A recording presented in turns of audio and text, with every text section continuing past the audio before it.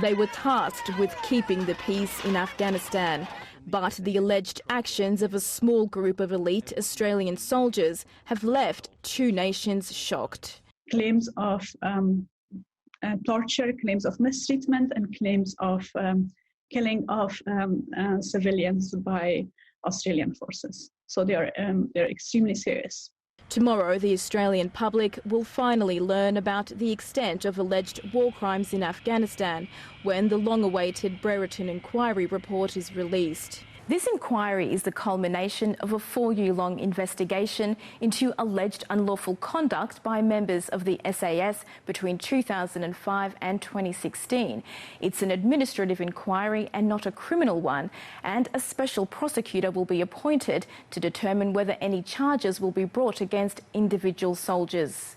This man says he was detained at least 6 times by Australian forces for allegedly helping the Taliban. I was tortured and I was not allowed to sleep when I was arrested. Whenever I was falling asleep, a soldier used to kick me on my head, so I could not sleep. Earlier this year, the ABC aired footage from 2012 showing an Australian soldier shooting an apparently unarmed Afghan man in a field. Jawad Zawulistani, who represents Afghan victims of war crimes, says some of the families don't even know the redacted report is being released tomorrow. But he says they're hoping to finally find out what really happened to their loved ones. The bodies were thrown in the river. The bodies were just, and they didn't know. They just they just find a dead body of their relatives somewhere in their villages.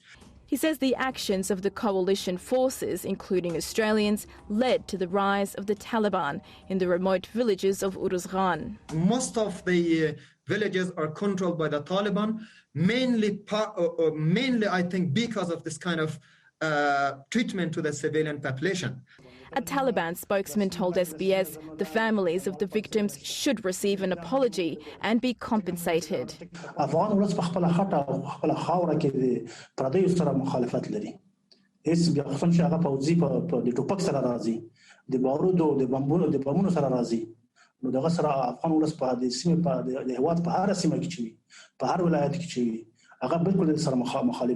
The Afghan government is applauding Australia for undertaking the inquiry, but it too wants an apology.